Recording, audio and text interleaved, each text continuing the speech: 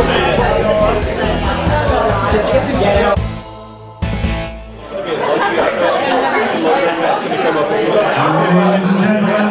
welcome your host and compere for tonight, Adam Latchford!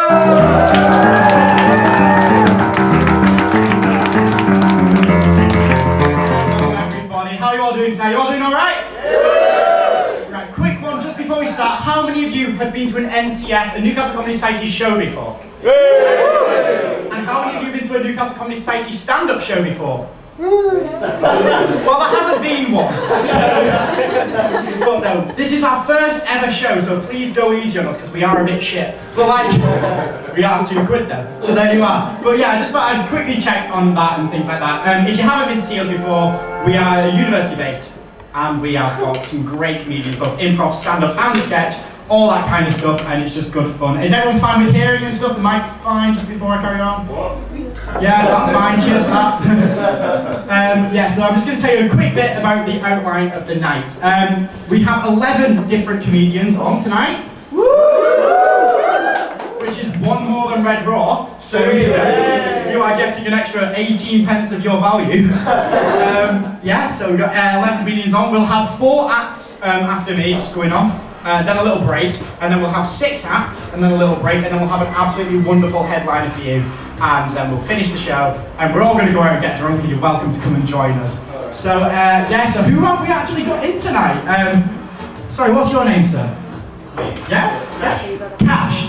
And what do you do? What's your life? My life? Yes. I dilute bacteria for a living. You dilute bacteria for a living? Yes. Well, I've got so much material on that. What type of bacteria? Is it Yakult? Yeah, I do biomedical sciences. Oh, you do bioscience. Have you finished or are you? Yeah, I just finished my exams. Just finished your exams today? Unemployment, here we come. Or are you going to do a master's? You got a master's in UCL. Oh, you got to do a master's in UCL. Why are you leaving? Great.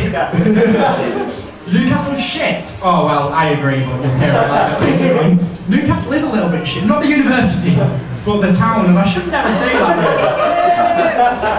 Is anyone from Newcastle? Hi. Yeah, last time I was here, I nearly got mugged. I say last time I was here, I don't know why I was saying that when I'm at uni here, but like about a few weeks ago, I was walking between 2 casinos, you know, Grosvenor's and Asper's Casino, with like a float full of cash. And this person approached me in the street and ordered me to get my mobile out and give him some money. And it was like, what the hell are you doing here in Newcastle? And it took me like 5 minutes after I'd walked off to realise it wasn't a mugger and he worked for Oxfam.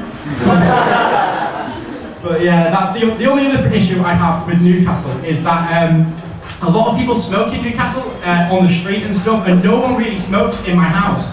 So I'm not used to all the pollution and stuff. And my girlfriend has recently started smoking, so I slowed down and applied lubricant.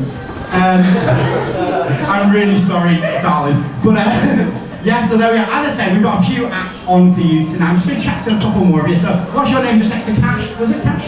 Yes. What's your name, sir? Chris. Chris, what do you do? I'm doing business with Chinese. You're doing business with Chinese? I would not have put that. What's your favourite region of China? I'll say Beijing because that's where we're going next year. You're going to Beijing next year? Yeah. Oh wow, I'm going to Scunthorpe. I feel like that's a tie. Are you going to Beijing for the whole year or just like partially? Whole year. Whole year in Beijing? Do you know, I'm assuming you're good at Chinese by now. No. No?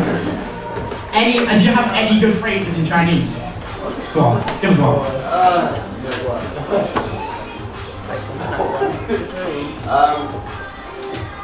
Have you got any chat-up lines? Say you're beautiful in Chinese. 你是很漂亮.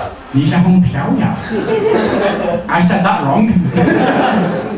But yeah, that sounds really nice. In Russian, it's Я тебя люблю. And German, as everyone knows, it's like Ich liebe dich. Calm down, and then he's just, you okay? Do I need to turn this down? Oh, the music's off. Great. We got that sorted. Right, so I'm just going to introduce your first act in a minute. I'm just I gonna don't. check The music is on back here. Yeah, the music's Yeah, I've just the gone music's on back there. I've just gone to tell them, but they said they are someone and they said no, so they saw it again apparently. I gone fucked up. Maria. Yeah. Thank you. Round of applause for Maria.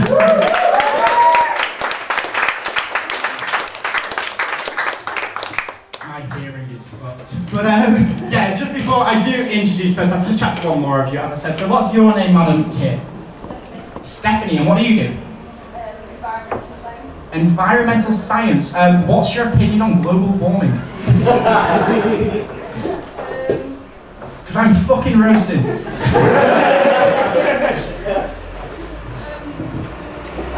It's bad. Okay, that's good.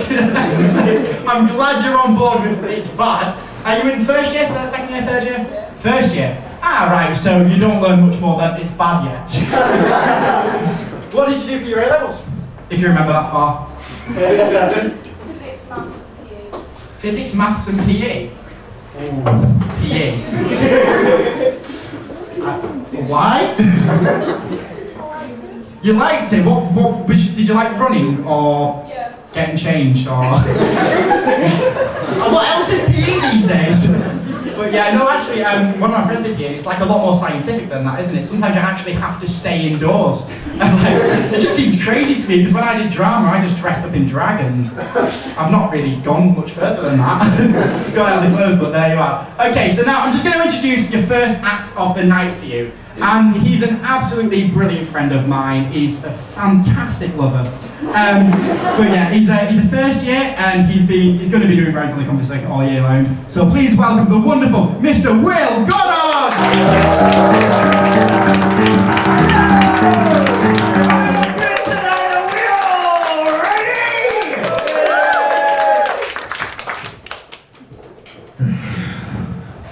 Well, that wasn't acceptable. Come on, are we doing? Are we all ready? Very, you're a happy bunch, really? Yes, you are. I myself, though, am not a happy bunch, ladies and gentlemen. For a start, I am not a bunch. I am but a mere man. And I'm also not happy. I've recently just broken up from my girlfriend. Aww. Thanks, guys. We got any other single pringers in the house? Give us a cheer if you're single. That was the most depressing cheer I think I'd ever heard. Were you guys actually cheering back there, or were you just crying out there? Maybe you're all just so tired from your chronic masturbation. Single life, got it all to come. Now, this may actually seem hard to believe, but it was actually me that broke up with her.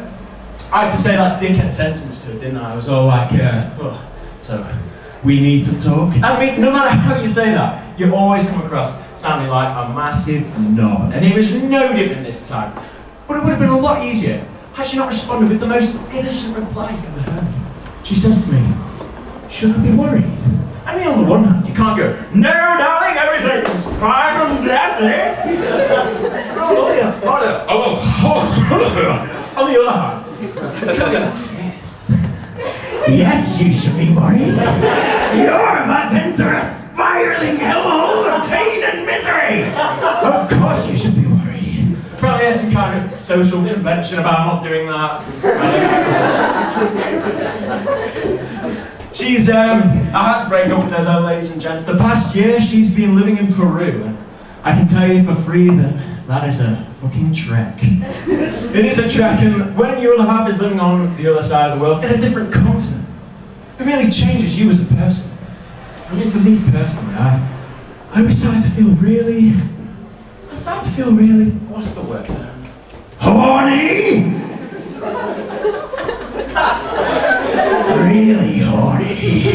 And it was just over little things that I probably shouldn't have got Randy over. And obviously being a comedy night, there is going to be a cringe-worthy story attached to this. So hold on to your hats and go back in time to 3 months ago when I'm doing my chemistry revision. I'm just being a good little student, reading through the textbook. Come across the word quantities. Now, it's a pretty reasonable word to find in a chemistry textbook. I'm sure we'll all agree. There was just something so enticing about the word I read the word over and over. Quantities. Quantities. Quantities. Needless to say, it drove me wild. That chemistry textbook was like a Playboy magazine.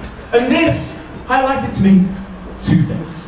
Number one, chemistry students are fucking lonely. Please someone date me. And number two, it explained to me why when you get your textbooks back, the pages are all... Most of you students in here, next time you get your textbooks, think about that. It was probably me. I am not exclusive to chemistry. Philosophy, maths, politics, physics, whatever your subject, I will be there to masturbate in your textbook. I'm single now, I can smoke where I please. Gang, you.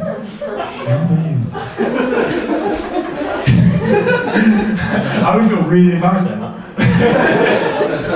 Chemistry though. Chemistry. That was my forte. And I used to hate my high school chemistry teacher.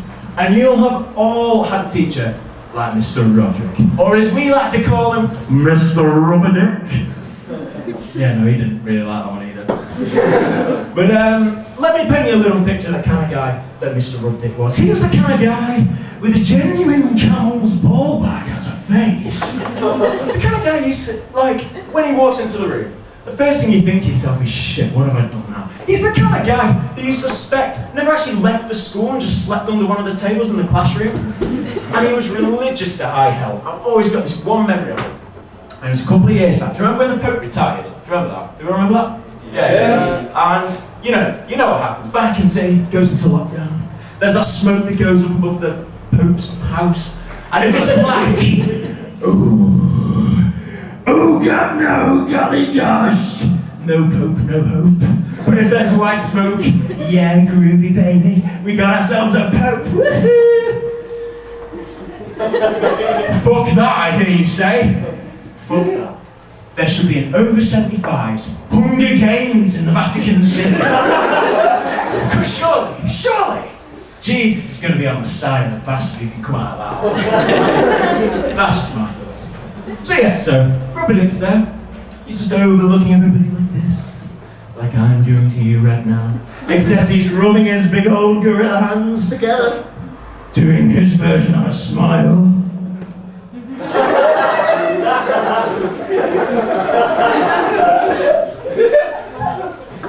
As he says to us, so boy, who do you think's gonna be the next Pope? And I have this second nature instinct just to piss him off, no matter what. So obviously I stood up and said, odds on, Jose Mourinho.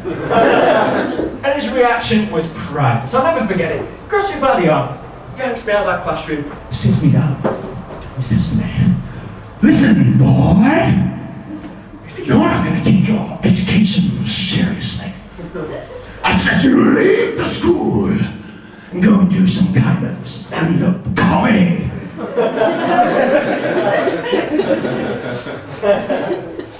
Best advice that master never gave me. That one was for you, sir. Thank you very much for coming.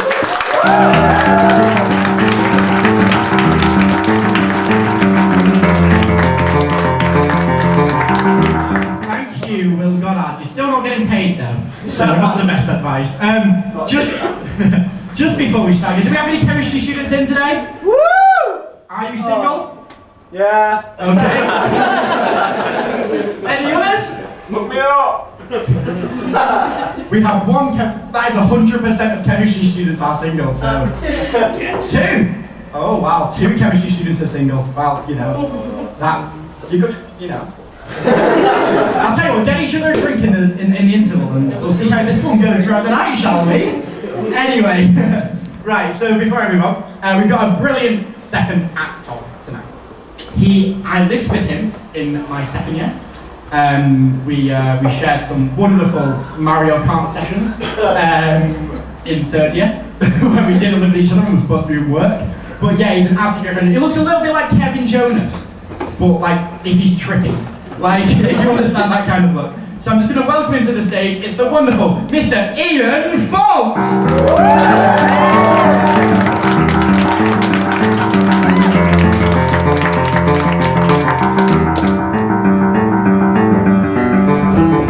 Hello everybody, can you all hear me? At the back? Yeah. Got a bit of a sore throat so I can't speak that loudly, I'm afraid. So, I'm going to give you one little story tonight. But what I want to know before we start is if any of you ever got ridiculously drunk. Of course you have, you live in Newcastle for God's sake. Right, so this story involves me and 3 other friends. And with this story, we've got me, tall, dark hair, sexy. We've got Tom, tall, dark hair, sexy. We've got Natasha, short, dark hair, sexy. And then we've got Dan. Now, this story starts right towards the end of the night where everyone's gone off to bed. And me, Tom and Dan decide it's a good idea to do a few shots. And we decide it's best to do shots to the classy stuff. So we decide to whip out the pricey Tesco's value vodka and think, yeah, we'll do a few shots. But we don't do shots to any old shit. We decide it's got to be meaningful what we do shots to. So we think we'll start off with something big. Great Wall of China-esque big. So we do a shot to the Great Wall of China.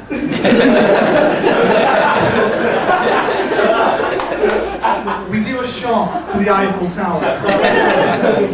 We then finish it up with a shot to the Colosseum. And then at this point, it starts to get a bit too much for Dan. And Dan decides to disappear upstairs. Me and Tom think nothing of it. We can't be arsed, we just carry on doing shots. And a few minutes later, we wonder, where the fuck's Dan gone? So we wander upstairs and we find Natasha looking after Dan, and Dan's not in a good way, my friends. Can we have a little awe for Dan? Aww. Dan has had a shit in the toilet, but he decided in his really clever state that, nah, it doesn't need to be flushed. So Natasha thinks, oh, it's got to get flushed. So Natasha flushes it. And me and Tom just decide to watch on, because we can't really be bothered. And Dan then switches between puking into the sink and puking into the toilet. And he just switches it up for a while. And me and Tom, being the chivalrous gentlemen that we are, just think, we'll just watch. Natasha can sort it out. And then Tom decides he feels sorry for Natasha because Natasha's looking after this guy. And Tom, being 6'5", a fairly lanky bastard, thinks he probably should be helping out in some form or another. So he decides, I'll entertain her. And I'm thinking, yeah, that's a great idea. Entertain her, that's what she wants to see. So Tom, 6'5", lanky bastard, starts twerking around the bathroom like this. And then he follows it up with a nice little slut drop, which when you see it from 6'5" lanky bastard, it's really something that has to be seen to be believed. And then you see Natasha just gets really pissed off, as you would be. You're trying to look after this guy, and someone's twerking in your face. It's not really what you want to be seeing. So Natasha decides in her fury, right, I'm just going to chuck you out of the house, and she banishes him from the house. And I probably should have intervened and said, no, it's probably not the best for someone who's really drunk to be walking around Salford in the middle of the night. But I think nothing of it, just let him go. So Tom goes, but we'll return to Tom later. Now, basically, I start to feel a little queasy myself, but the bathroom is preoccupied by Tom, Dan, sorry. Tom's already gone. And I decide, I'll go to sleep in my mum's room, because it's a nice double bed. And I sit down in my bed, but before I do that, I open the window at the back, looking onto the back garden, just to get a bit of fresh air, you know, when you need a bit of something to sober you up. And so I go back into my mum's bed, lie down, start to feel really queasy. It starts to build, and it starts to build. And I know I'm going to be sick, but I can't be bothered going to the bathroom. And the bathroom's occupied anyway, so I think, I'm just going to swallow it. If I'm sick, I'll just swallow my own sick, because that makes sense when you're drunk. So I start to swallow my own sick. But obviously, because there's so much of it, I can't keep it all in. And eventually, it starts to just spew out And I'm like, oh God, probably should go to the bathroom, but I can't be bothered to move, and I think I'll just swallow it. But then the floodgates open, and it just spurts out all over my mum's bed. But it's not just any old colour, because I'd had vodka and cokes that night, it'd all gone brown, and it's like a browny, gloopy liquid all over my mum's bed. At this point, Natasha zooms into the room, she's like, what the fuck are you doing? You're shatting your mum's bed. I've already had to clean up damn shit, I don't want to be cleaning up anymore. And I'm like, oh, it's genuinely not what you think it is, I've just been sick. And she goes, I believe you.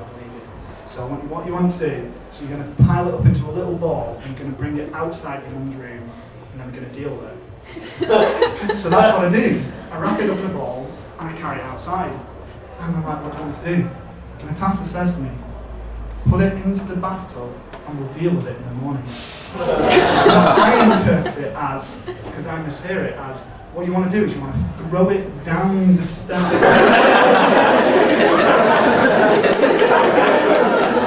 And then what you want to do is you want to make sure you smear it as much as possible on the new wallpaper.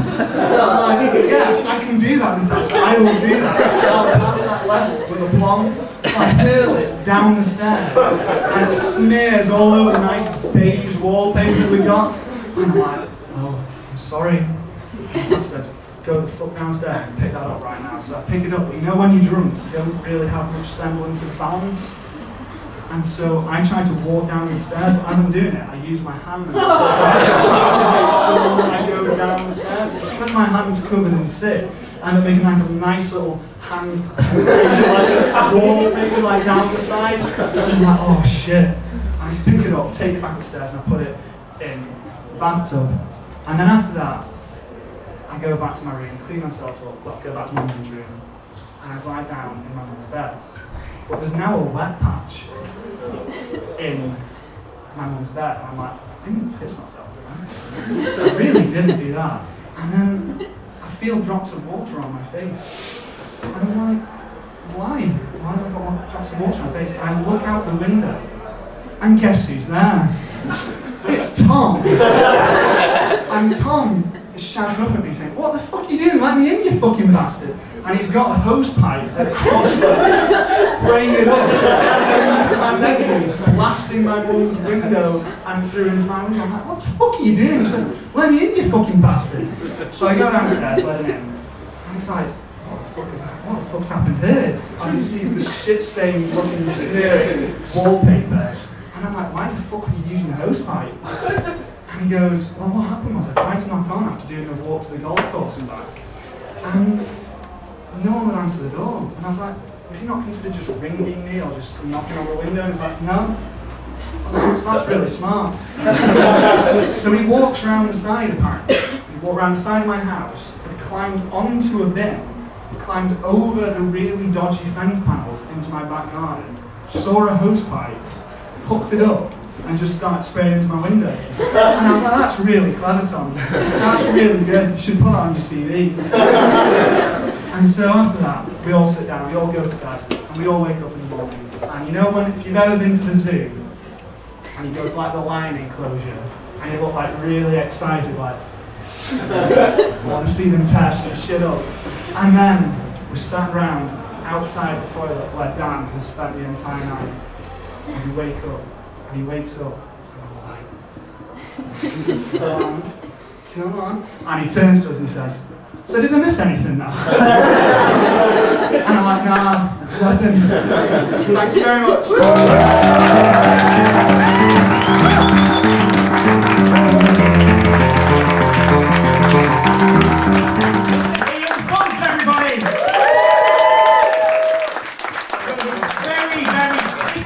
Into the next performer now. His name is Peter Austin. What could I say about him? Peter Austin, everybody!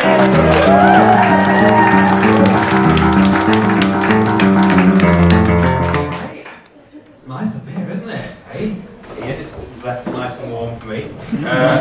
Actually, before I came out here, I was watching an interview of Arnold Schwarzenegger. He was talking about comedy, and he said, sorry, just, oh, I really like that!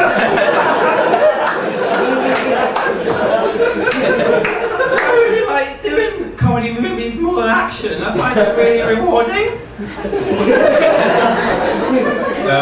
So I apologise for that because obviously they say the first impression is the most important. Oh, that's a groaner, isn't it? Okay.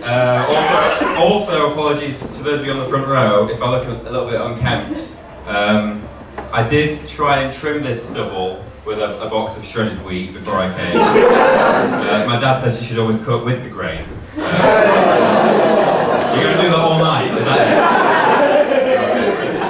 No, but I love my dad. He always likes to look after me, make sure I'm alright. Actually, I remember when I was 6 years old, we had this cat. And it went missing. It was gone for like a week. I didn't actually like it, but he didn't know that. And he didn't want me to have to deal with the harsh reality of death, you know. So he did the standard thing. He went out, he bought an identical cat, and had it at our house, just to avoid any trauma, you know. Unfortunately, that was actually the most traumatizing thing he could have done, because when I got home and saw what I thought was my cat waiting for me, it scared the shit out of me because I was the one who put it in a bin bag and chucked it in the river in the first place.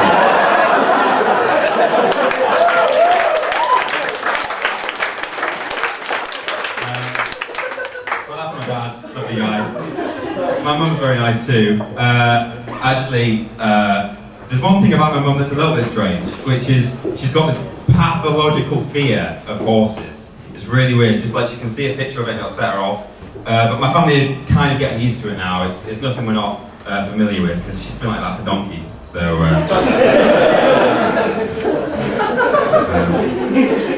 talking of mums, you know, it's a weird word, childbirth. You know why childbirth is a weird word? Because for some reason we specified child at the start. Kind of implies that it is possible, however unlikely, to have something else just coming out of your dilated cervix. Like, picture it, you're walking down Northumberland Street, just doing a bit of shopping on a Sunday, and without warning, you just go into cobra birth. And it's like the king of the serpents coming out. Or, you know, airport security, maybe, just wandering through, suddenly your waters break, 10 bags of cocaine.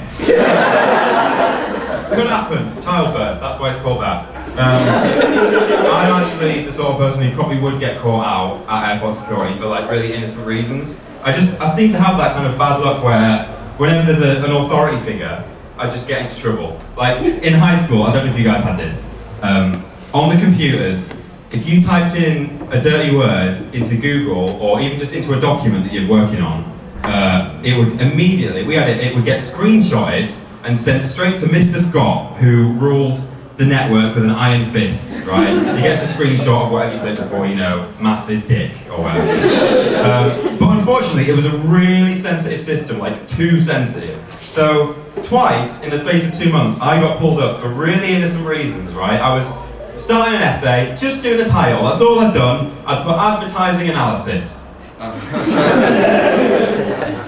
Eyebrows were raised when Mr. Scott got a screenshot that said advertising anal.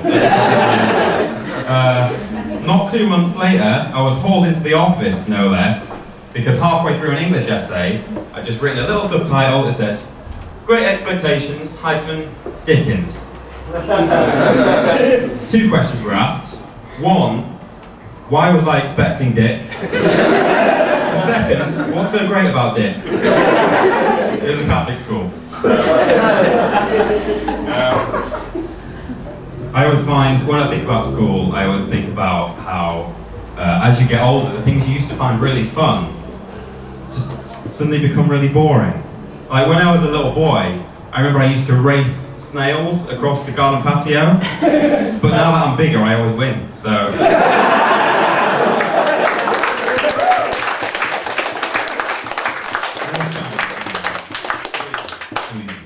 I really upset my aunt the other day. My uncle's just died, and thank you very much.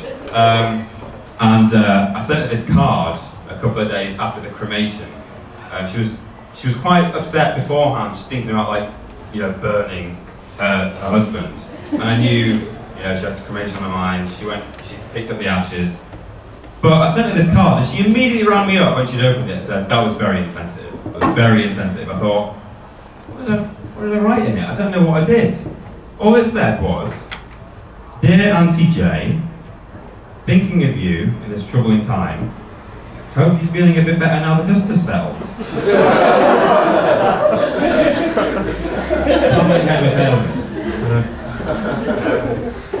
But yeah, that's me. Always getting into trouble for things that aren't my fault. I remember I applied, before I came to Newcastle, I applied to do zoology and genetics.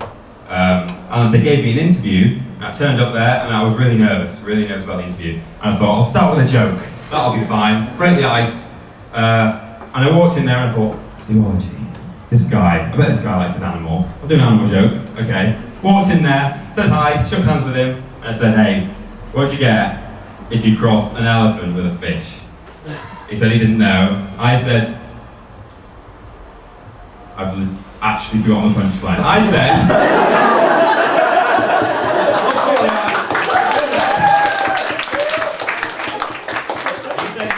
I said swimming trunks. He smiled. I thought, yes, I'm in here. I was like, okay, I've got the question for him. I said, what did you get when you cross a sheep and a kangaroo? Now, he knew this one. He thought he knew this one anyway. He said to me, a woolly jumper. And he had a big grin on his face.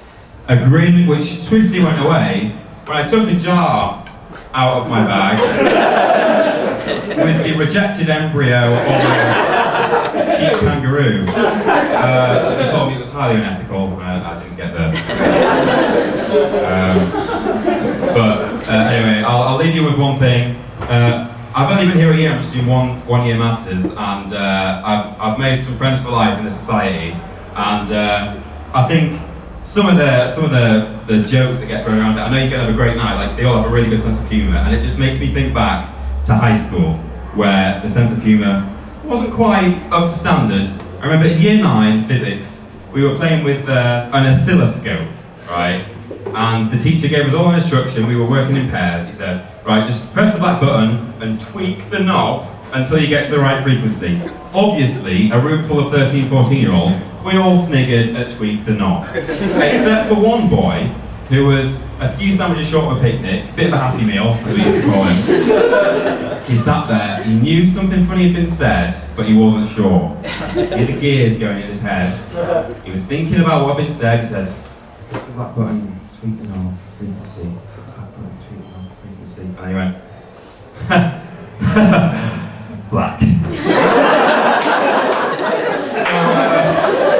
I'm happy to be with these people who are on the website. Thank you very much, everybody.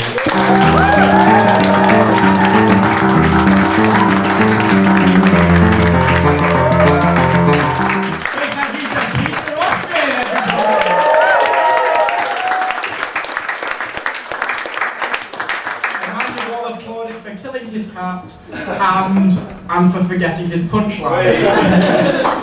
Well, no, that was absolutely brilliant. We've had 3 brilliant acts on tonight so far. As I said, we've got 11 acts on in total, plus I'm on every now and then doing some shit. We've got one more act in this section. Before he does come on though, I'm just going to mention a little thing about him.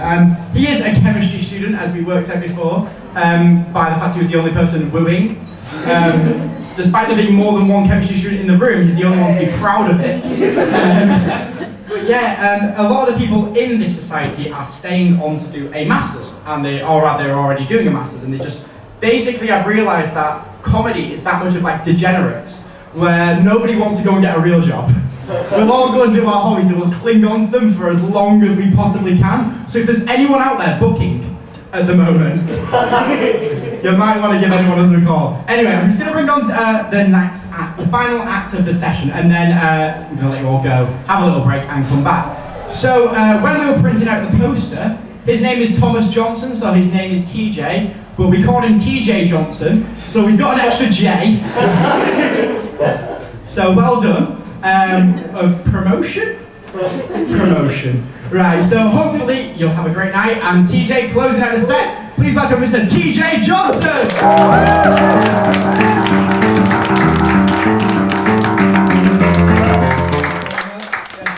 I'm the only one wooing, but not in the romantic sense. So all you need to know about me, my name's Tom, I'm a chemist, and I recently found out not only am I single, I'm very single. Allow me to illustrate how this came about. Over Easter, I went on a trip to go and see a indie artist down in Manchester. I took with me my best friend, I've known him since I was 11, Hugh Johnson, no relation, just have the same last name. And we get down there and we feel like getting some food, so we go to Wagamama's. Anyone here been to Wagamama's? You'll all know the waiting staff there are absolutely fantastic, they're really friendly. So no, we sit down, we're having our meal, it's very nice, not terribly romantic, you know, two guys having a meal. And our waitress is just really lovely, full of beans, like off the wall completely. And as the meal was winding up, she walks over and goes, "Oh, you two are so cute, are you a couple?" So me and Hugh, we're both sort of taken aback by this. This has never happened to us in all of our 21 years. And I look at him, he looks at me, and I just sort of laugh it off and go, "No." At which point he goes, "Wait, we're not?"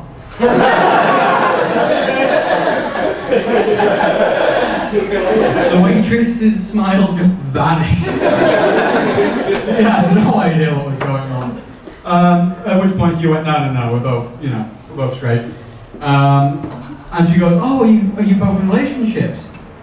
And Hugh, she's been a bit flirty, he knows that I'm still single. And he goes, "I'm not, but he is very single."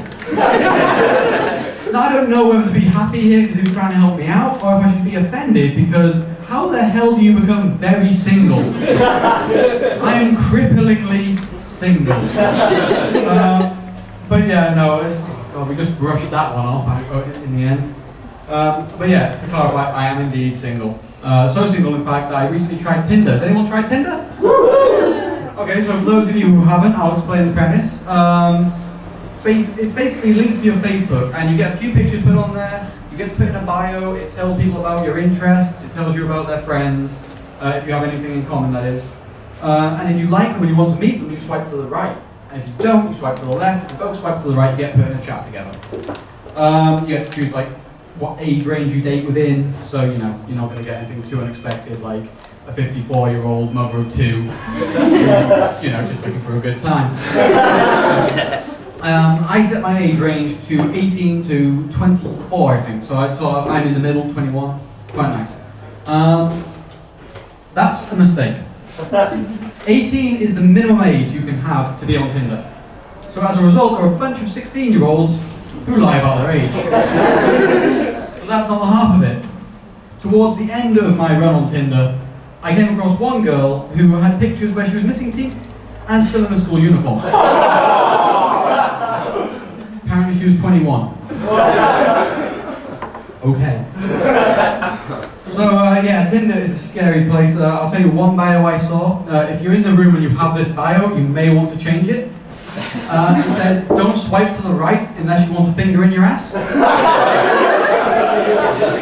I'm going to say it, I swiped to the left. I was very curious about how that might work. I mean, is it you swipe to the right and suddenly there's just a finger magically appears in your ass?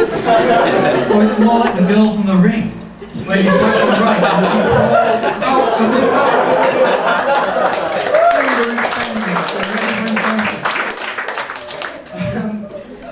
Needless to say, I turned around and quickly got rid of Tinder and then tried Plenty of Fish. It was no better. I am now dating a goldfish and a jellyfish. The last one stings a bit. I'm so glad they got away. But yeah, I've got to be honest, I've completely forgotten where I broke my set.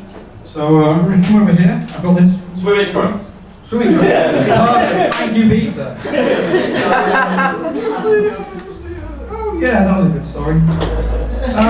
So I'm actually the youngest of three. Two older brothers. They're 29 and 28.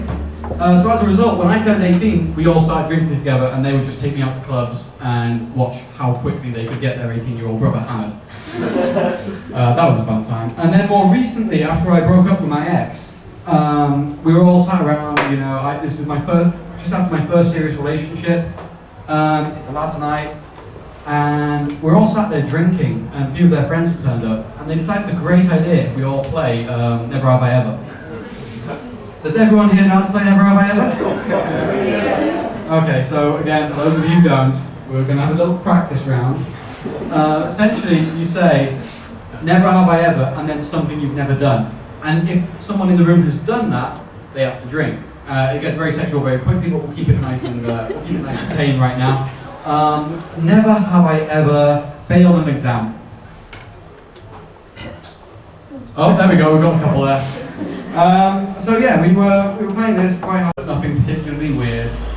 And then one of my brother's friends, JB, Jack Bomley, decides to say, never have I ever tasted in any shape or form semen.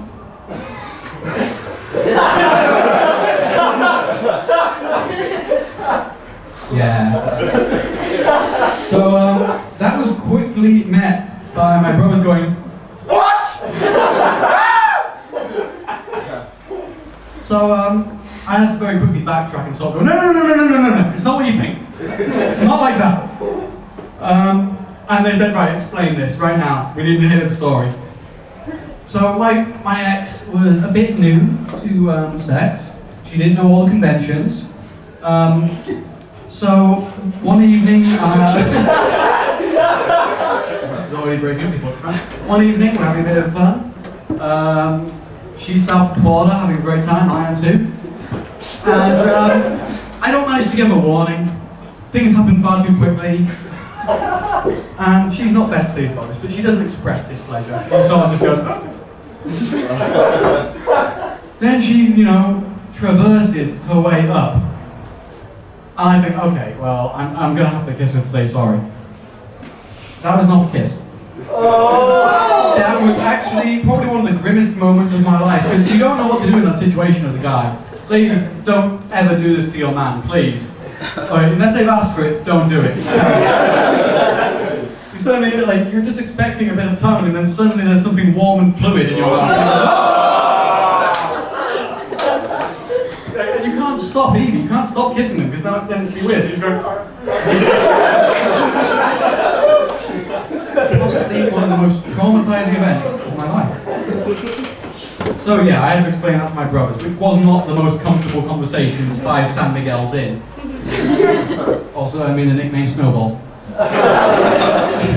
Oh, the fun one. But yeah, so a bit more about me, perhaps. Does anyone else, who would like to get their hair cut? This is a really weird question. Who would like to get their hair cut? I don't. Yeah, you do? You like the awkward conversation with the hairdresser? I like feeling when they touch my ears. Changes to that.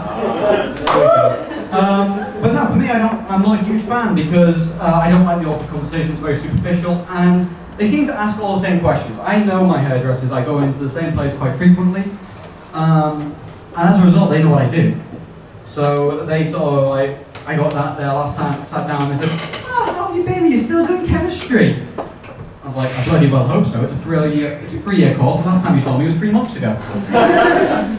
I got very tempted to suddenly answer, no! I don't do chemistry anymore! I left, started a meth empire, now I'm on the run from the law, and I just needed a haircut! I decided I'd go somewhere I fucking know! Eventually I decided to change hairdressers because, the awkward conversation was killing me when they asked, oh, so you're still seeing Sana? I haven't dated Sana in 5 years. I was like, okay, you seem to be having me mixed up with someone else here. So I changed, and I went to a Turkish barber. Cost me a shit ton in airfare. They don't talk to you, because if you talk while they're giving you a cutthroat shave, things get very, very bloody. But yes, final story. I'm going to embarrass my flatmate now. He's actually here. I'm not going to point him out. He'll demonstrate himself. But my flatmate Julian, this is a story from first year. So essentially, we all lived in Castle Leazes. Who knows Castle Leazes? Okay, you guys will know what sort of depraved shit goes on in Castle Leazes. So one night Julian goes out and he's on the prowl. He's looking for a woman, and sure enough, he finds someone. And lovely person, delightful. They, things are going well. They hit things off, just fantastically. And they get back to the flat, walk in, everything's going well, clothes come off, and Julian's had too much to drink. So he realizes very quickly, this isn't going to work. And he makes his excuses. You know, he doesn't like sort of try and play it off and make it even more awkward. He knows he's at his limit and just goes, no, I'm sorry, can you just go? I'm sorry, it's not happening tonight. The young lady just goes, yeah, that's fine, grabs her things and leaves. And Julian is just like, oh, fuck, what have I done? Oh. Gets out of bed, deciding, I need to go to the loo. Picks something off the floor, put it on, you know, shared toilets, you don't want to go naked. I mean, who does? And there's a knock on the door as soon as he's got some pants on. And he's like, who could that be at this time of night? Surely not the cleaners.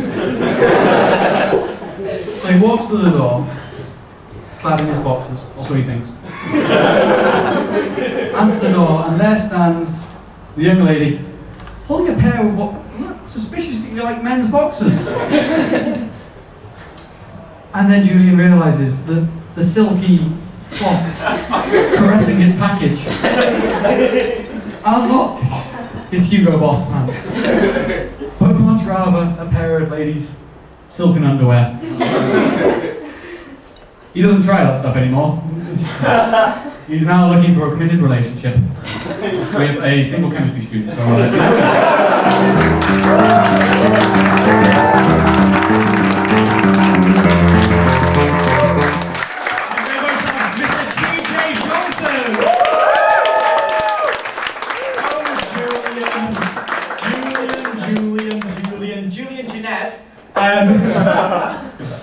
Yeah, we met a couple of ladies one night, didn't we? Yeah. Didn't we, Julian?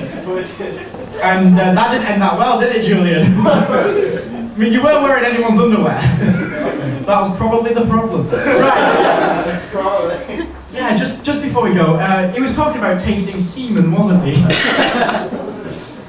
I was 19 when I found out that the majority of guys just do it into something and then get rid of it. Yeah, I'm gonna let you work out whether or not that's true or not.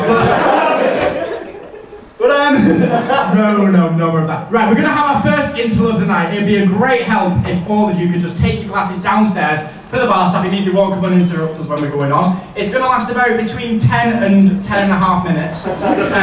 So go and take your glasses down, get another drink, get a cigarette, have fun, and thank everyone in the acts in the first act.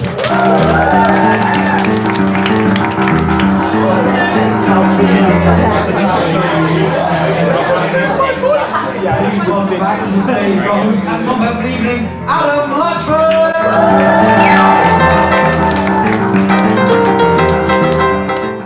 How was that put in? That's what she said. No! Julian, judging from you, she did not say that. Okay, so welcome back to NCS, the last hurrah, because no one could come up with a good enough name in time. Now, it's our last show of the year, so thank you all very much for coming. I've actually been a bit annoyed today. I'm confused because, yeah, everyone just come in and stuff, it's fine, I'm just talking about some shit. Right, basically, someone decided to insult me, and the way they insulted me is they called me a virgin. And like, I was a bit confused at first because, like, you know, some of my mistakes are in this room. But regardless of that, is that an insult these days? Why do people think that being a virgin is an insult? I think that, you know, there's reasons for being a virgin in this day and age. I mean, some of you all like, you know, it might be religious reasons. Some of you might choose to do it, you know, just out of choice and wanting to meet the right person. Some of them will be Julian. I think there is a new type of virgin that's come about lately, based on basically what the 50 Shades just come in, based on what the 50 Shades of Grey, when that came out, because it's giving, like they say porn gives men unrealistic expectations of sex. I think 50 Shades gives it as well, a bit unrealistic expectations, and I think that now there's a lot of ladies out there not waiting for the right man, but waiting for the right weapon. And until that comes out, then, you know, we're all a bit screwed. But yeah, it was a bit of a bizarre insult, to be honest. Like, I'm just going to go and have a quick chat with a couple of you now. So the lady next to Kat, what's your name? Lauren. And what do you do for a life? You do architecture. Oh, have you just finished? Is that drawing or building? A lot of drawing. Oh, any building? Yeah. Oh, I summed up your course. Do you have a job lined up? No. Okay, great. Join me in an employment line. Actually, I am lying. I've actually got a job that's just been lined up. I've actually got a job that's just been lined up. Basically, I'm going to become a presenter, it looks like. It's looking very likely at the moment, as long as I can learn how to drive. So, which I actually failed my driving test the last time I did it. I didn't get a single minor, but I got a very big major. Do you know, if you do drive, any drivers in the house? You know how every now and then your steering can just seem to slightly lock? Well, it just felt like my steering had locked. So to break my steering being locked, I swung wildly to the left. And just totaled a lamppost. I was about a foot away from a pram. But you know, I turned to my driving instructor and I was like, oh, did I fail? And he just looked back at me with disgust and just was like, yeah, you failed. I was like, oh, was it something I did? Apparently that wasn't appropriate at that time to just start trying out new material as I was sat in a crashed car. But there you are. So yeah, I always find it hard, you know, just learning how to do all the driving stuff because they do stuff that you never have to do, like, you know, parallel parking. And like, when are you ever going to parallel park when I can just park in front of a lamppost? But yeah, that's the way that's going. Yeah, so as I said, we have 6 great acts in this section. Yeah, we've got 6 great acts in this section. We have, the first act is actually called Fred Aspel. He was born in the 1950s mentally, and he's been there ever since. He's an absolutely lovely chap, and he's wearing a great polka dot shirt, so if you don't give him applause for his comedy, give him applause for the shirt, obviously. But he's absolutely wonderful. Good friend of mine, Mr. Fred Aspel!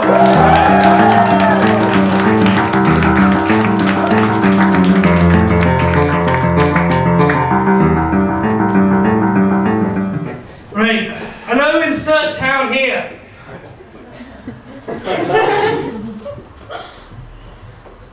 Hello here. So anyway, as you're sitting there, I know exactly what you're thinking, and the answer to that is yes. So anyway, I'm a big film buff, but even films I love, I can't help but taking the piss out of. Like, I was watching 127 Hours one day. Who has seen that? For those of you who don't know, it's the true story of this guy went mountain climbing in Utah and got his arm trapped under a rock and he had to cut his own arm off to escape. And it's a great, great film. And maybe 10 minutes before the end, he finally cuts his arm off. He's free. And it's a big emotional moment, but I still couldn't stop myself thinking, wrong arm. Yes, I'm free. Oh, shit. Oh well, first note succeed. Where's the knife? Ah. Yeah, and also, who here's seen the new Avengers film? Gosh, you're better, isn't it? But it's funny how film and TV seem to swap around. Like, you know, now films are more the brash, actiony, childish rubbish, and TV is now becoming much more interesting and serious. So I was watching The Walking Dead the other day. And it was great, really exciting, this cop being chased around the city by these staggering, groaning creatures, guts pouring from their mouths, clothes torn, revealing hideous, discolored flesh. It wasn't until the outbreak I realised I was actually watching Geordie Shore. But I like how these films, they all have their different styles, of course. So I was wondering what if you did jokes in different film styles. So I'll pick an old joke like, I don't know, why the chicken crossed the road? So if Steven Spielberg did it, it'll be pretty something like, why the chicken crossed the road? To escape the T-Rex that's being chased by the Nazis that stole the Ark of the Covenant! Or to escape the horror of the 4th Indiana. Also, there's a found footage movie, be like, oh my god, I'm going to film absolutely everything! Oh, this chicken, it's crossing the road! Why is it crossing the road? To save on production costs. Here's one, actually no, I won't even tell you what this one is. It's why the chicken crossed the road?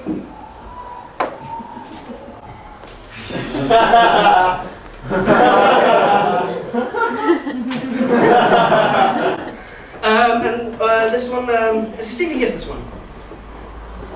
Why the chicken cross the road, get to the...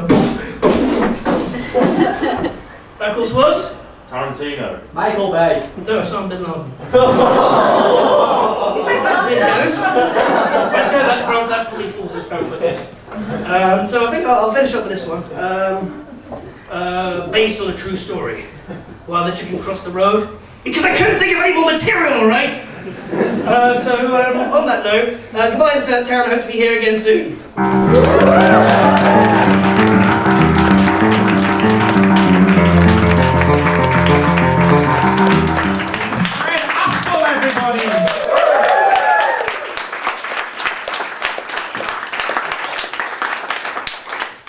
I did dry January. It's not January. That was like a sip. But yeah, I actually did dry January, and I did a gig during dry January, which went horrendously. I did 5 months. Shut up, Julian. Fucking great, mate. In prison or? Oh, dry. 5 months dry. Oh, it's been a lot longer than that, mate. And of course, talking about sexual exploits. Do you want people to know about the time we met those two girls? No. Thank you. I want to know what happened. I'm curious. Okay, a quick note to what happened. Basically, there was these two lovely women who were interested in me and Julian, believe it or not. I wasn't wearing my cool ass Popper t-shirt, but yeah, so they showed an interest, and then we were in a bar and stuff, and then we went back to one of their houses, at which point Julian got kicked out, and it was just the end for him, wasn't it? There's not really a funny point to that story, but I got laid. Oh, and a big shout out to the names I forgot. They asked me to do a shout out for them actually when they were outside having a stick because they've only just come in. What was your names again? Sophia. Charlie. Sophia and Charlie. And what do you do for a life? Student. What do you study? Business studies. Media. Oh, media. Okay, moving on. Right. What university? Newcastle. Still media. Okay. So I'm just going to move on to my next act of the evening. Now, I did a gig with this guy not too long ago at a place called the Gentleman Fringe, and the joke he told, his final joke, I don't want to, ruin your expectations, but I have never heard a joke better than this. It is the best one in the world. You will laugh until you die or shit yourself, or both. But please welcome to the stage, it's the wonderful, it's the fantastic Mr. Mark Melman!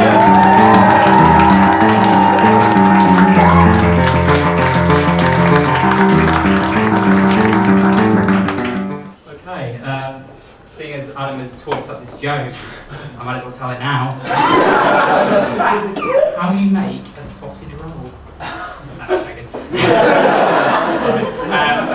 Yeah, so that's, I always think the most difficult part of any comedy gig, is the mic working, by the way? Yeah. It's hard to tell, is breaking the ice. That is the most difficult part. And when I was thinking of examples of how to break the ice, I thought of, that stupid phrase, I'm sure you've all heard it, how much does a polar bear weigh? Enough to break the ice. Which is some people find it very amusing, but personally I find it rather boring, because not only is it a little bit too slick, but it's also like completely illogical. It sounds very clever, but if you actually look at it, it's not too clever.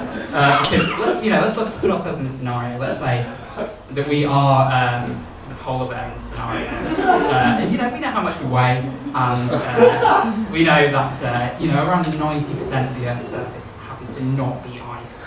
And yet we continually choose to live in a place, one of the only places in the world, where we are consistently crashing through our own floorboards, drowning on a regular basis, pulling ourselves up. This would be a deal breaker for me if I found a house this way.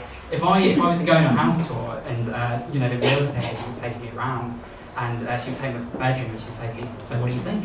And I would say, you know, I was liking it. I say liking because when you asked me this question, I was in the bedroom, and I'm currently answering it through a hole in the ceiling from the fucking kitchen. I don't know, over a bungalow. Yeah, so I'll tell you something about myself. I lived in America when I was younger, and I specifically lived in Texas. And if you haven't been to Texas before, it's quite a religious place. Christianity is a very strong part of the culture over there, and not really the case over here. And just to kind of give you an example of the differences, let's say that you were driving past a sign in America, past a church, and you see the sign would say something like, "Jesus saves, Jesus is the future, Jesus will change your life, He will forgive all your sins, He will take you to the future." This sign is clearly huge. Whereas like a sign outside of a church in Warwick, near where I lived, genuinely said, "Jesus is your #1 service provider." Which, to me, that's a whole lot less inspiring. You've just compared the Messiah to gift gab. Which, I don't know who's getting inspired by that sermon. I don't know I don't even know what that sermon would be like.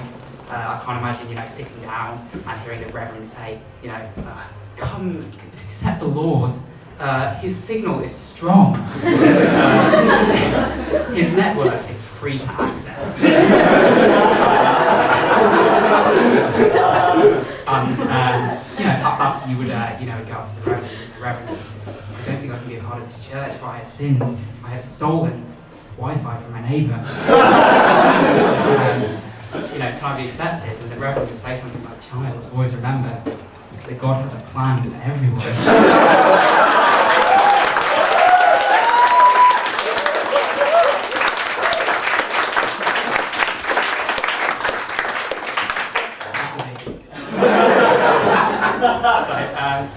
So I lived in America.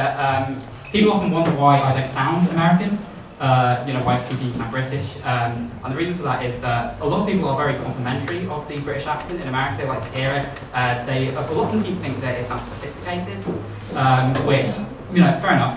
I personally don't find myself sophisticated. But compared to some of the gentlemen that I met in Texas, the sophistication bar isn't always the highest. And, not to disparage all of them, obviously they're not all stereotypes, but some of them are brilliant. For example, I'll give you an example of a conversation I had multiple times, pretty much verbatim. I would tell them, "I'm from the UK," and they would say something like,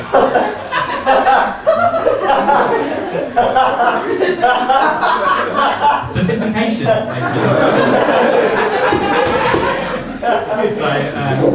I would say that's them, and they say something back to me like, "Dude, British chicks are fucking ugly, man. You want to go to Sweden, man? That is where the hot chicks are." And there's a lot of things to hate about that statement in particular. But I think one of the things that annoyed me was just the presumption. Let's say this guy goes to Sweden with all these hot chicks. What's going to happen? You're just going to have more women to stare at? The most you're getting from that trip is an exotic wanker.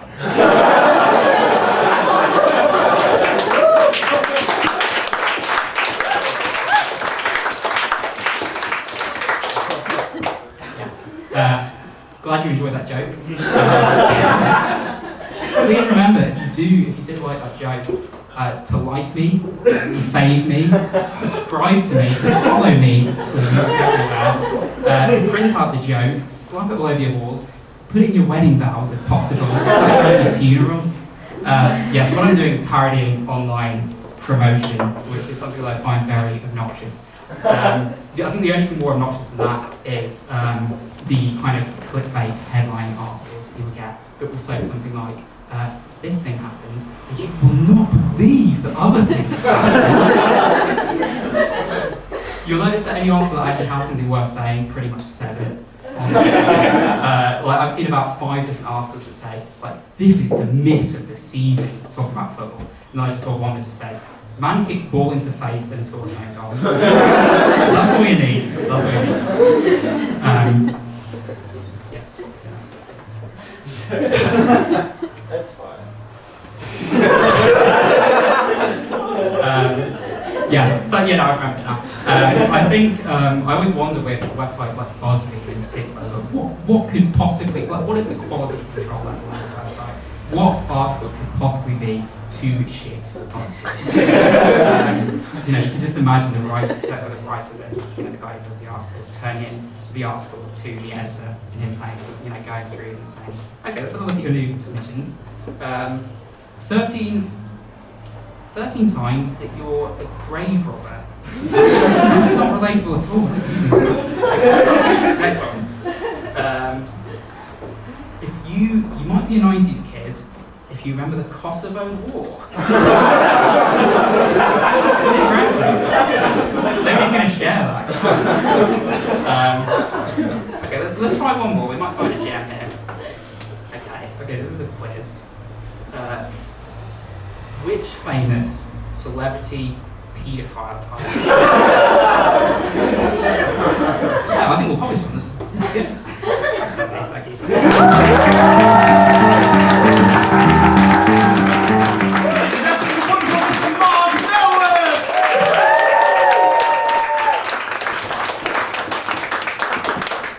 Literally, God has a plan for all of you. I do not have that level of intelligence. That is such a fantastic joke. Okay, anyway, you were mentioning Jesus, which reminded me of my prostate exam. Because I was fucked by the Lord. But, no, I had to genuinely go for a prostate exam recently. Yeah, shit. Wasn't great, mate. Thanks for your support. Follow me on Twitter. But yeah, so and he was said to me the very simply, expression: kneel down, bend over, so you're facing the wall, and then just prepare for the insertion. So I heard that as kneel down, bend over, don't face the wall, present your balls, and just bend over. So fully naked, the doctor's like, oh no, it's alright, you're doing it wrong, go turn naturally. So I was like, sorry, it's my first time, we had a little joke, anal insertion, haha. But it's, if the situation is uncomfortable for me, I have like a go-to, which is to think of a song, and to try and sing it all the way through. And the one I usually go for is Bohemian Rhapsody by Queen, because it's 5 minutes 14, if you sing it at my pace. And that's about enough time for 6 prostate exams. So, I was taking it slow, but as soon as I started getting into this song, he inserted, and I don't know, but he must have clicked like the skip button to the next song, which was Wiggle by Jason Derulo. So, in my head, I'm going, wiggle, wiggle, wiggle, do, do, do. In my head. Not in my head. I was slowly humming the song without realising as this doctor was inside of me. And, there's not much more awkward things than that, so I ended up laughing, which, because I was laughing, made him just slightly vibrate. But thankfully God has a plan for all of us. Anyway, so we're going to move on to our next act of the night, and he has great hair, but he cut it. So he has okay hair. He is absolutely great, he's got loads of great jokes. It's Mr. Jack Cole!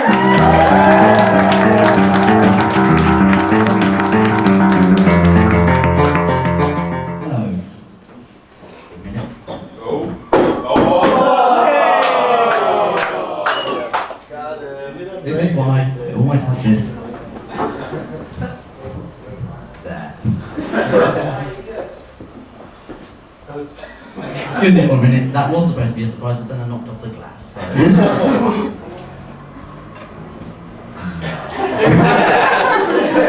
my name is Jack. My name's Jack. I'm from Essex. Anyone ever been to Essex before? Well, don't go. It's a bit of a dump. mean, like, you know, many of you won't have heard these jokes before because I came up with them myself.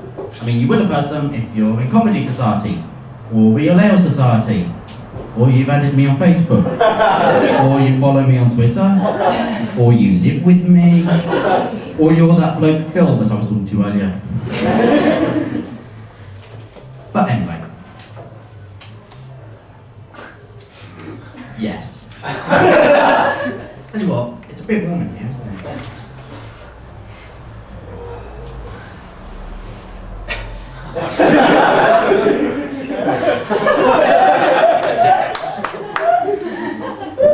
See, I always heard that it's important to make a good first impression, which is why I carry a hammer.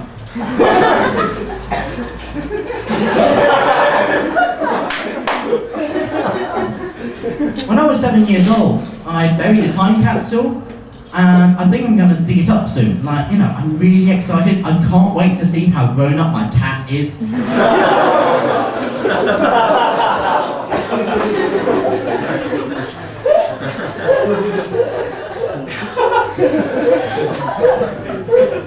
A lot of comedy is about subverting your expectations, which is why I fist myself.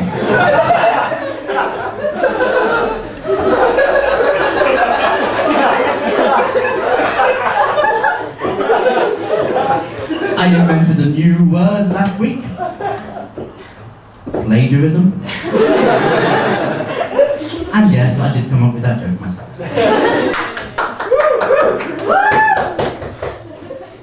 So yeah, I was reading 50 Shades of Grey yesterday, and then my non-colourblind friend pointed out to me that it was just a Dulux catalogue. How to stop...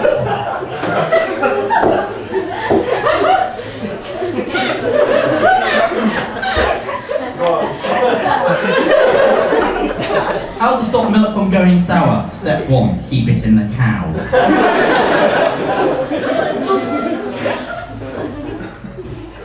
I'm really good at self-deprecating humour, along with crying.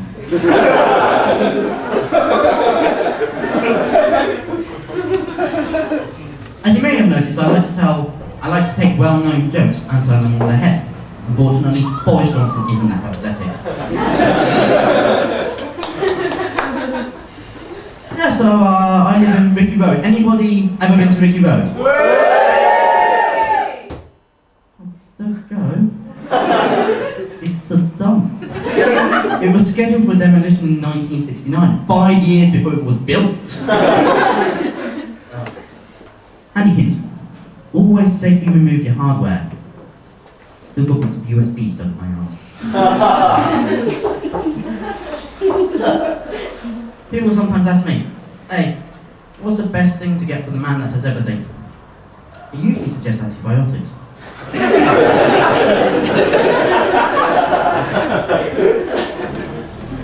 It's weird the luxuries you don't have once you've moved out of your parents' house. Like, when you're with your parents, you're used to having 2-ply or even 3-ply toilet paper. As a student, you get 0-ply. If you're wondering what that is,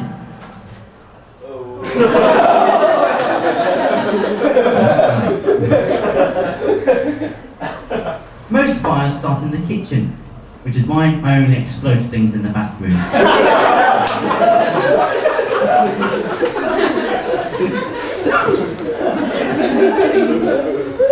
Anyone ever been to the Northamptonshire landfill site? I don't go. It's not very interesting. Did you know that the contraceptive pill is only the second best thing a woman can put in her mouth to prevent pregnancy? Of course, the lads know what the first best is, don't we? Yeah, it's garlic.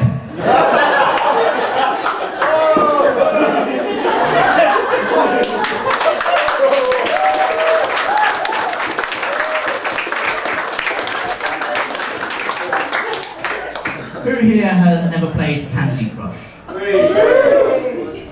You're grinning at me, you play Candy Crush, haven't you? Right, okay, well we're going to play Candy Crush right now. You drop your trousers, I'll use the hammer.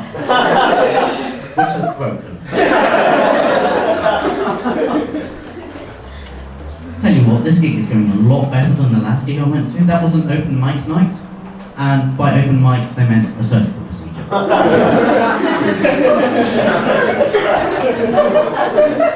I mean, that's it for me. I mean, I'm still a bit too hot, so just excuse me.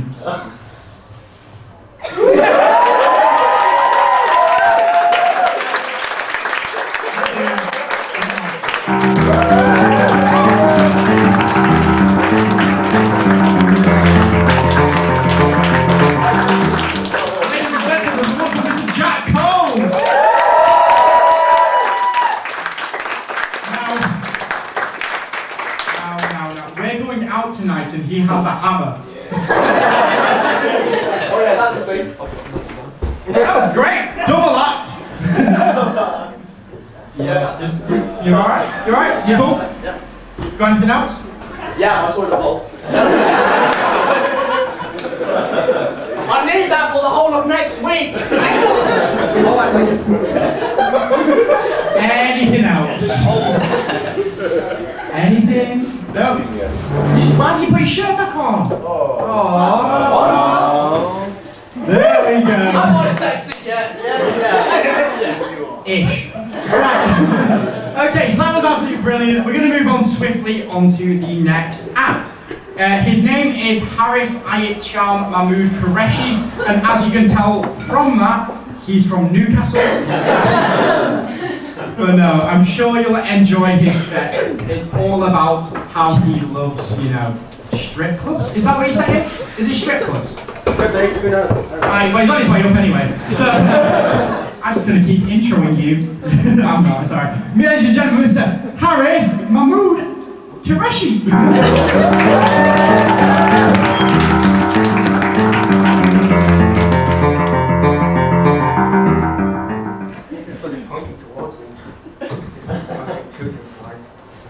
One day you'll get my middle name right. Jack, you're not taller than me. How's this working? It's broke. Better not be. Go free, Mike. Right. So, yeah, I go to Newcastle University, obviously, but before I came to Newcastle, I was from Bradford. Have any of you heard of Bradford? Good. So there's a big difference between, that's really distracting, there's a big difference between Bradford and Newcastle. One of the main differences is 20% of the population of Bradford is South Asian. That's a big enough proportion that, fancy laughing, that was actually a joke, that was a fact. That's a big enough proportion that Bradford has this really cool sobriquet of Bradistan. I'm a proud Bradistani, though you wouldn't really be able to tell from my accent because I went to a private school, but what I lost in cultural accents I gained by getting into Newcastle University, not say Northumbria. But no, one thing I noticed quite quickly upon moving to Newcastle was how predominantly white it was. Like, I don't think I've seen more than 2 brown people in the same room together. But no, don't worry, I'm not a racist, no. Some of my closest family members are brown people.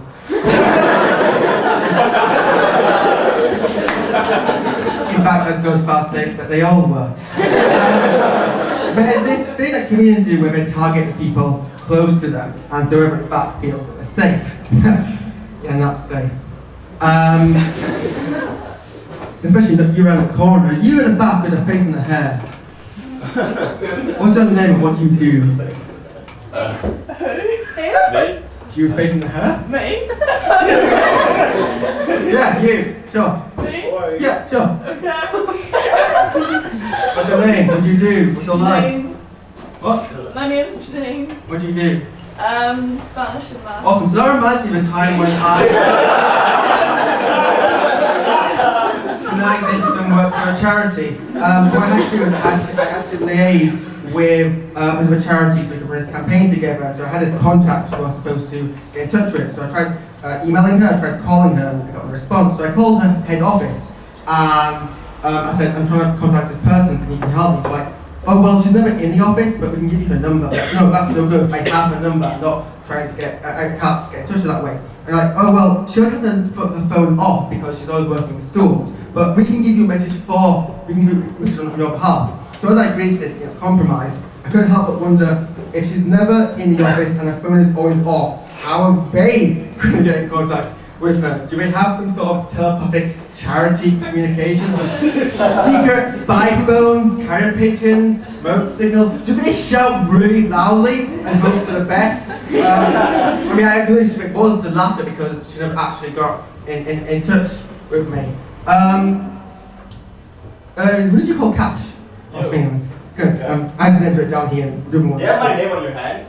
Whoa, this is weird. Okay, so I didn't forget, I said Cash or Stephanie, and I meant Cash, and I got it right.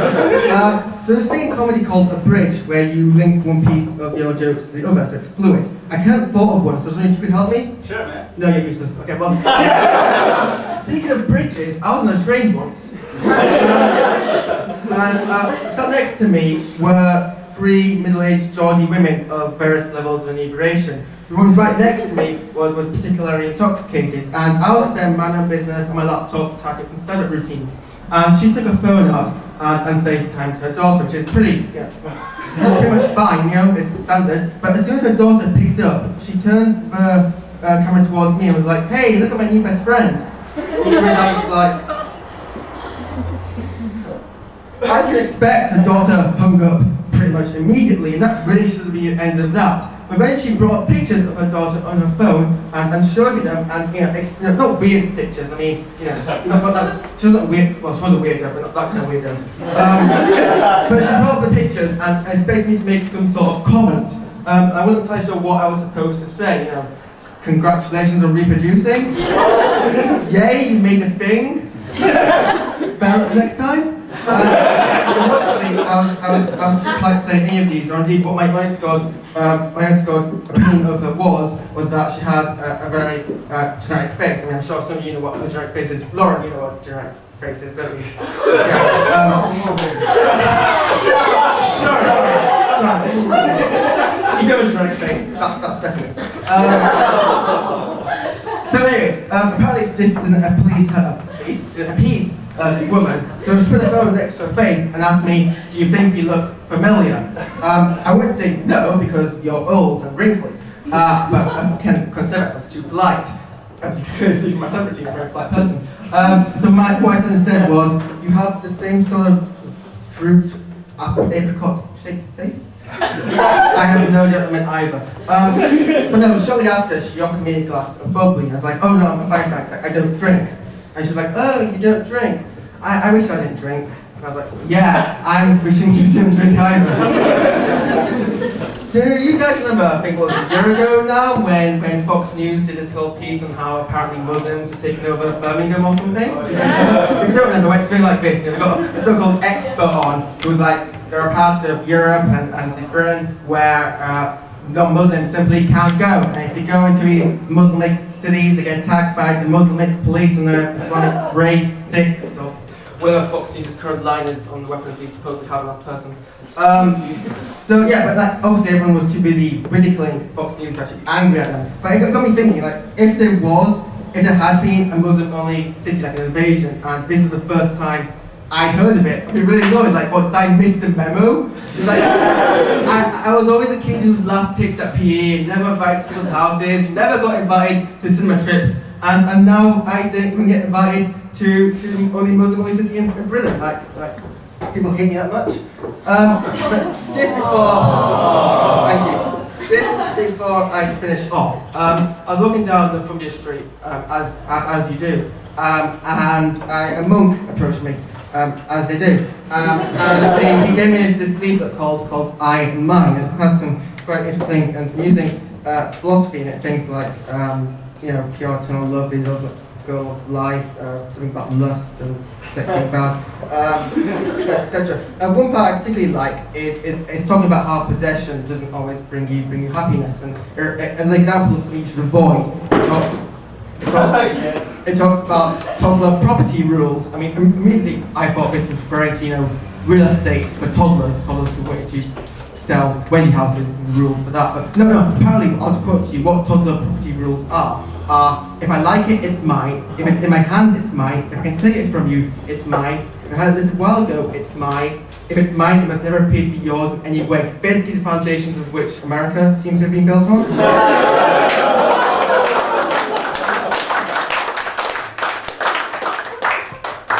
But my favourite bit of this book is the opening paragraph. I'll just read it out for you. It goes, I'm in the womb, cramped. I want to get out. It's a hard struggle, but here I am, breathing at last. What are they doing to me? Help! I don't like this. What is all this? Where am I now? Who are all these things? It basically reads out like, it sounds like very badly written erotica, but about childbirth and not sex. Well, no, thank you for listening. I've been very special.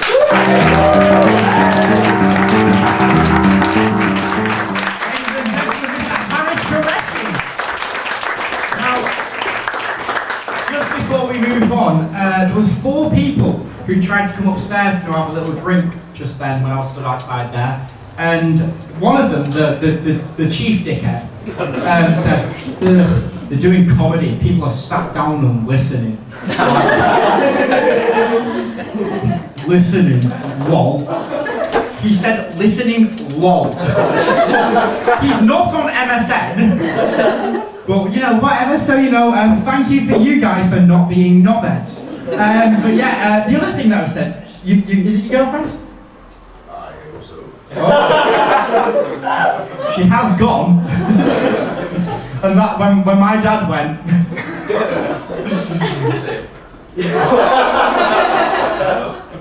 Brother? Anyway, no, he said that Harris just said that you two were a bit distracting, didn't he? Because you were all like cuddling and cozy and cupping. That's the MDMA. Is the MDMA? Yeah, no, I was just gonna say I don't find it distracting at all. Like, you're the second most arousing thing in this room behind Jack. And his nipples. Right. So we're gonna move swiftly on to a guy that could genuinely fit inside me. I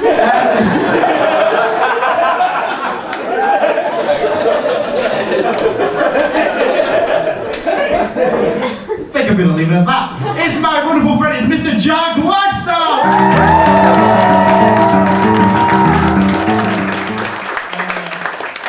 People often get my name wrong.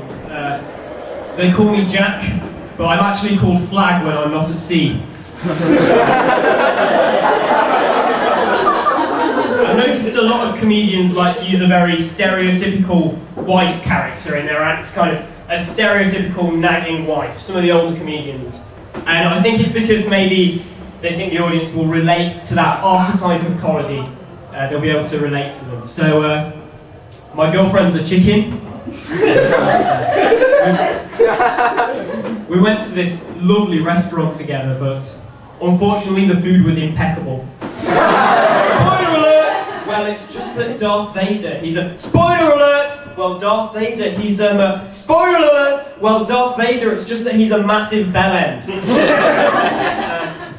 I don't know if anyone's ever been in that situation where you think somebody's paying you a compliment, but then it turns out that it wasn't really a compliment after all, and it wasn't even aimed at you. I had this recently. I found out that when the announcer at the train station says first class towards the rear, he isn't complimenting me on my arse.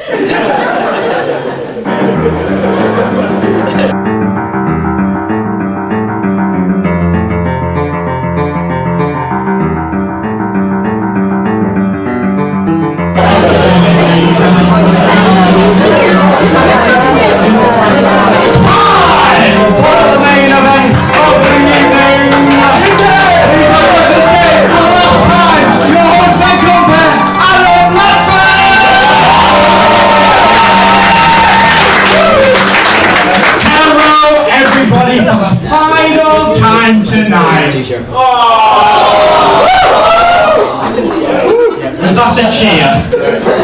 It was only £2, mate, fuck off. Okay, now, I was wondering, before we got this, I got told there is absolutely no beatboxing, no rapping, and no singing allowed on this microphone. But I want to temporarily break one of those rules. And thankfully I'm speaking into a microphone so they can hear me. But okay, so I just want to bring a little singing room because there's a little vocal warm-up that I want to try. And I want to try it with all of you, if that's okay. So are you all up for doing a little bit of participation here? No, it's a fairly famous little shanty called Papa's Got a Head, like a ping pong ball. Does anyone know this? Okay. The way that this goes, I will do it once on my own, and then you all join in with me on the second time, okay? You ready? Okay, so it's Papa's got a head like a ping pong ball. Papa's got a head like a ping pong ball. Papa's got a head like a ping pong ball, like a ping pong ball, like a ping, like a ping, like a ping, like a ping, like a ping, like a ping, like a ping pong ball, like a ping, like a ping, like a ping, like a ping, like a ping, like a ping, like a ping pong ball. That's it. Okay? You got it? Yes. Gonna rely on you here. So can we all do that one time, please? Okay. Papa's got a head like a ping pong ball. Papa's got a head like a ping pong ball. Papa's got a head like a ping pong ball, like a ping pong ball, like a ping, like a ping, like a ping, like a ping, like a ping, like a ping, like a ping, like a ping pong ball, like a ping, like a ping, like a ping, like a ping, like a ping, like a ping, like a ping pong ball. Papa's got a head like a bowling ball. Like a bowling ball. Papa's got a head like a bowling. I think Papa's got a tumour.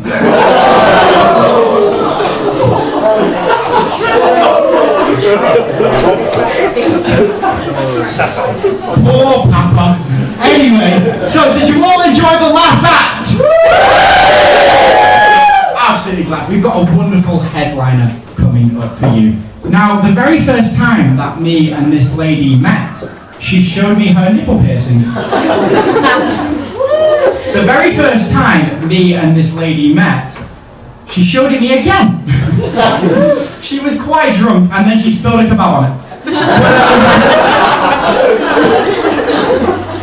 I do jest, and I'm just actually trying to work out where exactly in the audience she is, and I've just seen her, just making sure she wasn't a god. No, this lady actually has followed me throughout my career in my working life. I am the current president of the Newcastle Comedy Society, and Amy has been elected as the next president of the Comedy Society.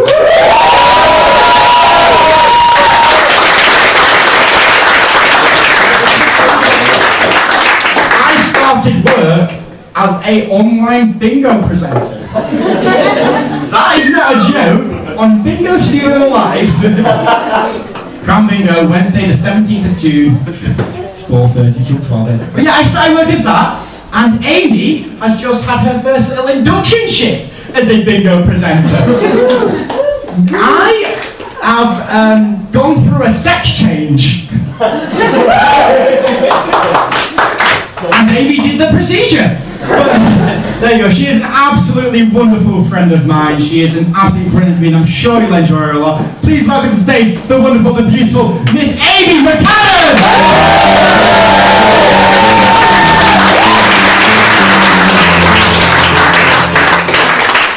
There's a word for Adam Latchford that we use a lot in comedy, and it's cunt. Have we all had a good night tonight? I can't hear you. Can you say that a bit louder? Indeed. Lovely. I did that actually. I had a competition that I was in the other night, and I asked that to them, and they managed to make the second one even quieter. So thank you for not doing that. But in this competition, I didn't get through to the next round. Thanks. Follow me on Twitter. I didn't get through, so I thought to myself, what is it that I'm doing wrong? What is it that's not pulling the punters in and giving me those belly aching laughs? And followers on Twitter. Well, I thought, okay, maybe it's because I'm not doing enough kind of relatable stuff, I'm not doing enough kind of stories. So I thought to myself, you know, I'm going to do some new material tonight for you guys. Never tried it before. People are asking me if I'm ready and if it's going to go well. I don't know. I doubt. But yeah, and I thought, okay, what's something that's quite relatable? So then I kind of thought about words and all that kind of stuff, because I'm an English student. Obviously, I've got no future after this degree. I kind of have to make full use of it. But I thought to myself, okay, what's interesting about words? What kind of words would you never expect to hear together? Like circus Hyman act, or it's Dad, I'm sorry I left.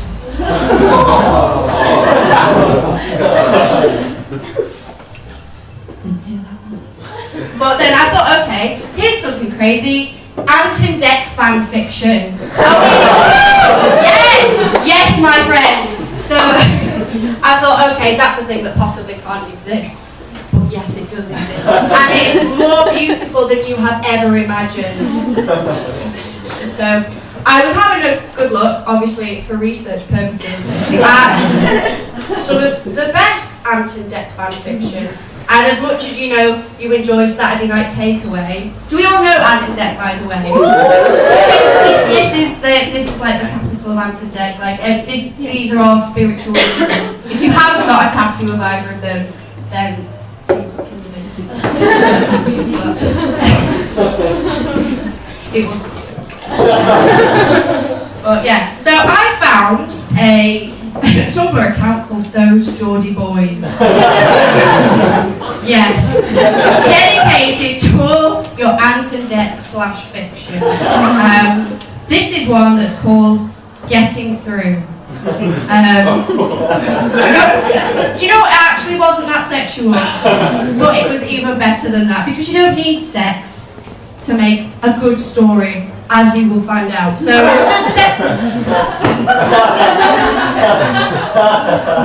are you quite well? So imagine the setting. I want you to really focus in on this. So they have just finished filming the final episode of Takeaway, and Anthony McPartlin and Declan Donnelly, I didn't even know that was their full name, were standing in the empty studio. It was rather unnerving seeing it so empty, even the cameras had been removed. Howee, Dec man! We've got to go! I don't know which one of them that was. Still no response after the call out to him. Bringing his fingers up to his mouth, Ant let out a shrill whistle, getting Dec's attention.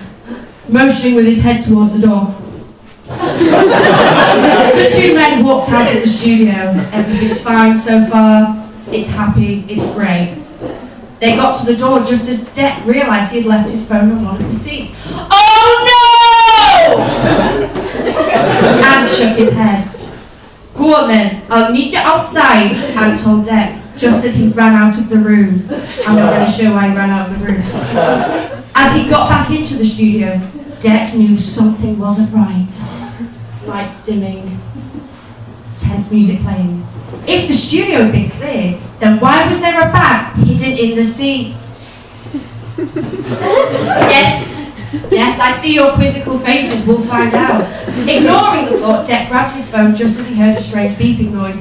Assuming it was the phone in his hand, he switched the screen on, and the next thing he saw was blackness. Okay, we're changing place, now we're going to Ant.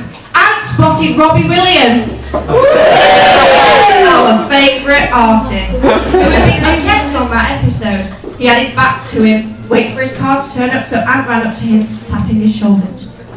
Robbie, you can't turn around. That's how I like to imagine he did.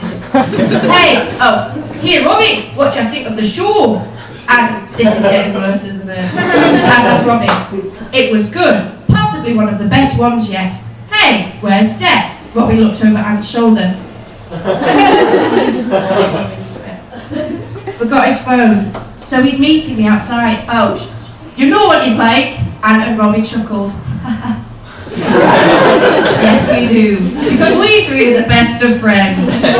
Suddenly, a large bang erupted from the building behind them. Immersed him, sending glass everywhere and forcing Ant and Robbie to the ground. A bit early. Can't breathe. Scrambling to their feet. Both men looked back towards the building as flames erupted from it. A dark realization dawned on Ant. That's the studio we filmed Takeaway in! End of chapter 1, that's all you're getting for now.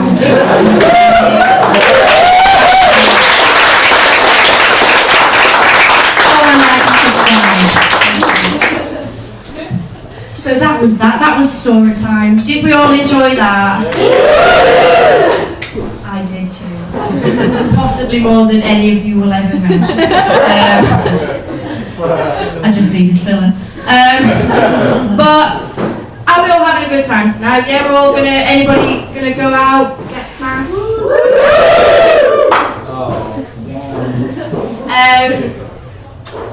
My name is Amy and I'm from Lancaster, which is the home of Paul Lancaster. And if you don't know who he is, then don't worry because neither do we. That's a funny joke on its own, but it works a lot. You know, it kind of creates a few problems because you don't know who Paul Lancaster is. I don't know who Paul Lancaster is. Paul Lancaster doesn't know who Paul Lancaster is. Okay? And I thought to myself, okay, no, this joke's a little bit mean, this joke's not very nice. I don't know the man, he's hardworking, he was on X Factor. Hardworking. But, so I decided to do a bit of research into our friend Paul, Lancaster's answer to Bruce Springsteen. You know, get a bit of information up on him and I will see the light and I will change.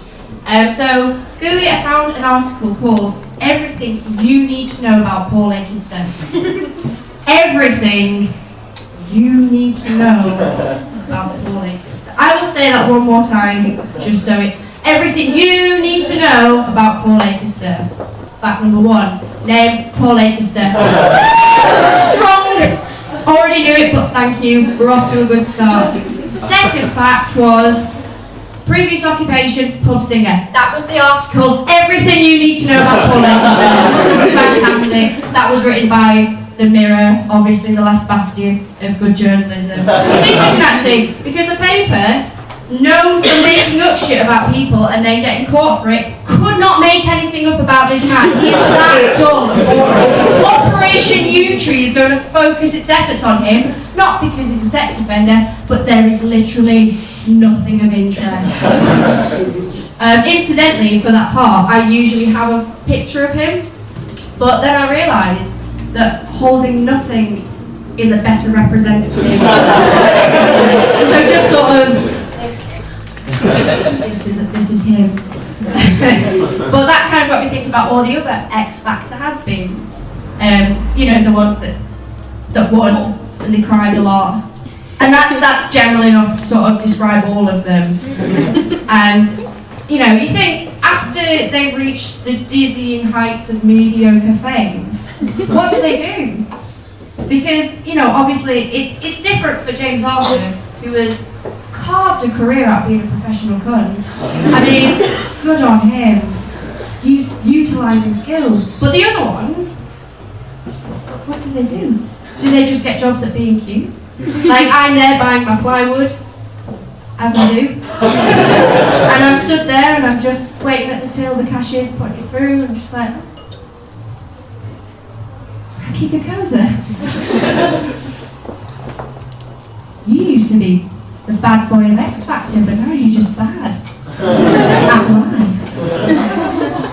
Don't, he's a dick. Don't be sorry for him. He's got people's names tattooed on his arse. There's a reason they call him Frankie Coke Up the Noser. It's not my joke, obviously. But that's why I thought to myself, let's create a sanctuary for these people so that they don't have to do normal people stuff. You know, they don't have to try. We just put them in a place safe. But I've thought about it, it'll be a little bit like a zoo, kind of, you know. There's Shane Ward. You can sponsor Shane Ward for £3 a month. We'll give him a ball, some sand, you know, some mirrors so he doesn't get lonely. Every few months, you will get a CD of the latest stuff he's been working on. You could listen to it, or you could use it as a coaster, and then we don't have to listen to it. Just a thought. But then, of course, the real problem is getting people to come to it, because when you've got places like Chester Zoo and Blackpool Zoo, and they put a lot of time and effort into their monkeys, you know.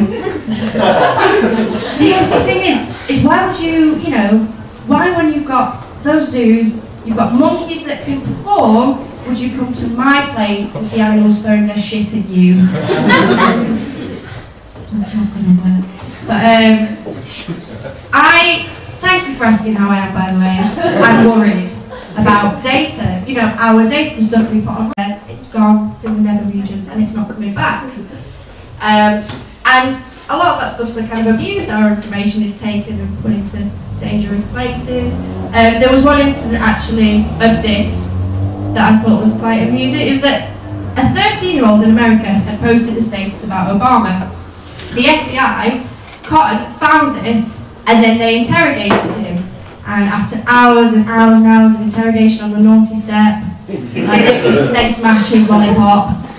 Bed at 7, mate. You know, after hours of this, they discovered that he wasn't a threat to America.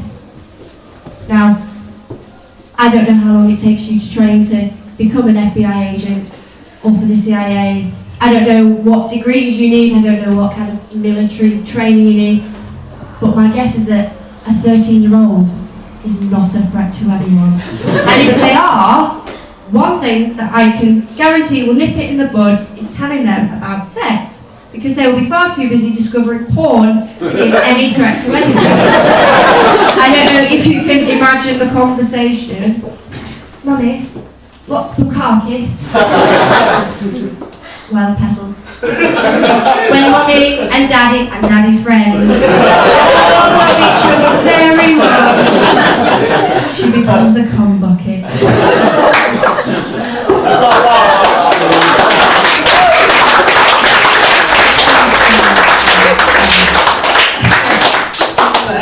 I come into comedy for the usual kind of things, you know, money, fame, love of my parents, and I know they're looking down on me from up there, and when their bodies are found in the ceiling,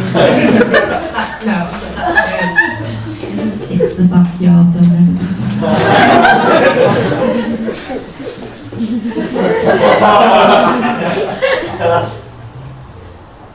Moving swiftly on.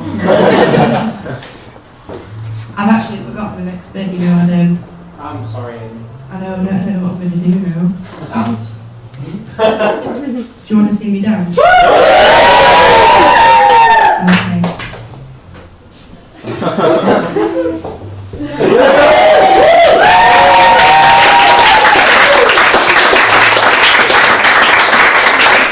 Remembered it. Back to the dance.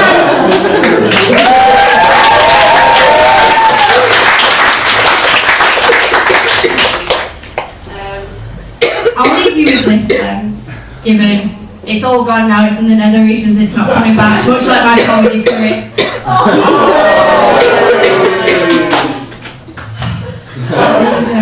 But recently in the news, as recently as you know, there's this naked bike ride that happens once a year.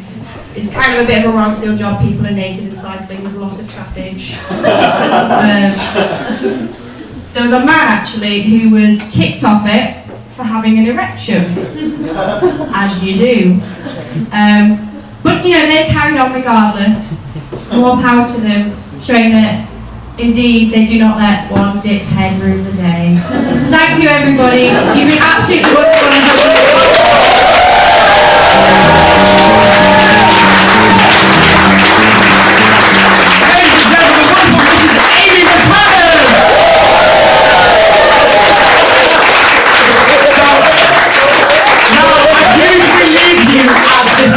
Which usually all end, but I've just got a message from a friend of mine who's a very valued stand-up about, there's a thing he always does and he wanted me to bring it forward and let it release in society, so I'm about to do the Newcastle Comedy Society raffle. So you all have your tickets? No. Just think you do. Okay, so I'm just gonna get rid of the raffle. Okay, 1 second.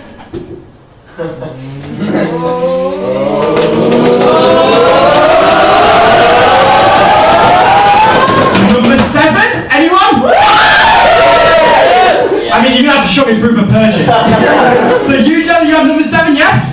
Yes. Yes, okay, what's your name? Chris. Chris, you've won 1 second. 1 second, man. You have heard my warning for an ASBO.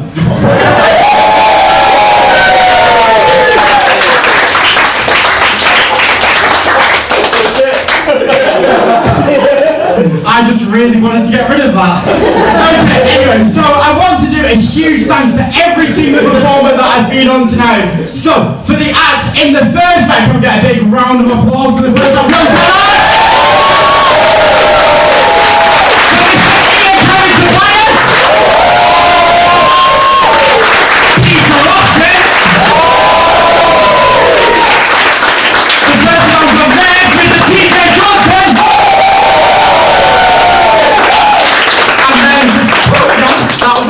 That was our first act. Can we get a smaller round of applause because my ears are hurting? Yeah, like that. For our second act performance, Mr. Fred Aspel. So we're going to call Mr. Long Howard. Mr. Jack Cole. Harris Ayashama Mukareki. Mr. Jack Webster.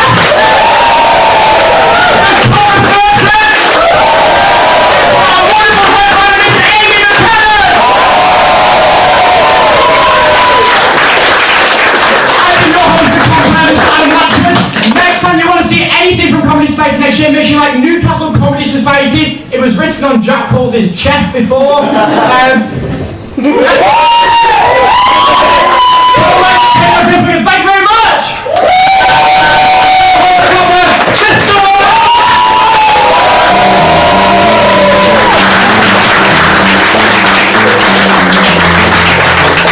We're all going to go out and get pissed.